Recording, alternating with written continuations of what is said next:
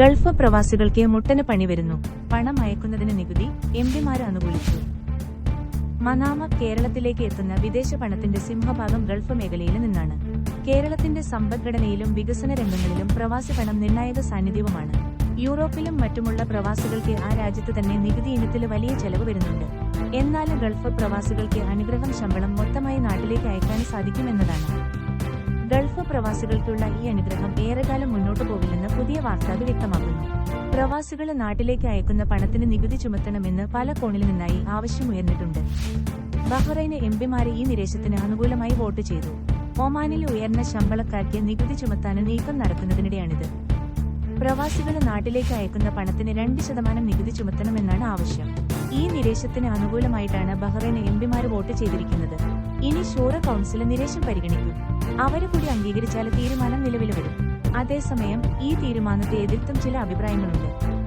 നേരത്തെയും ബഹ്റൈൻ എംപിമാര് പ്രവാസികൾ നാട്ടിലേക്ക് അയക്കുന്ന പണത്തിന് നികുതി ചുമത്തണം എന്ന നിരേശത്തെ അനുകൂലിച്ച് വോട്ട് ചെയ്തിരുന്നു.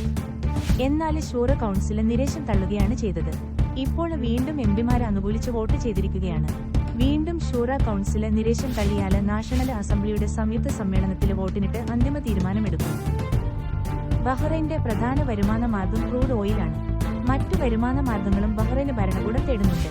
പ്രവാസികൾ നാട്ടിലേക്ക് അയക്കുന്ന തുകയ്ക്ക് നികുതി ചുമത്തിയാൽ വലിയ വരുമാനം ലഭിക്കുമെന്നാണ് നികുതി ചുമത്തണമെന്ന് വാദിക്കുന്നവർ പറയുന്നത്.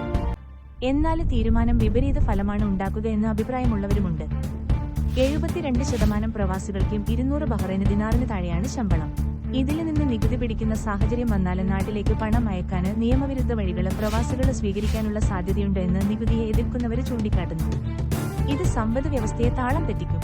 മാത്രമല്ല മണി എക്സ്ചേഞ്ച് സ്ഥാപനങ്ങളുടെ നില പരിങ്ങലിലാകുമെന്നും എതിർക്കുന്നവർ വാദിക്കുന്നു. ജിസിസിയിൽ 6 രാജ്യങ്ങളാണുള്ളത്: Saudi Arabia, UAE, Qatar, Bahrain, Kuwait, Oman.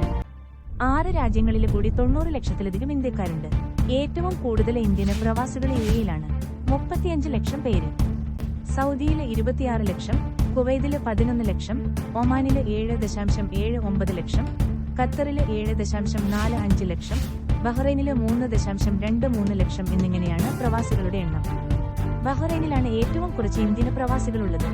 ജിസിസിയിലെ ഏതെങ്കിലും രാജ്യം പ്രവാസി പണത്തിന് നികുതി ചുമത്തിയാൽ മറ്റു രാജ്യങ്ങളും സമാനമായ നീക്കം നടത്തിയേക്കും.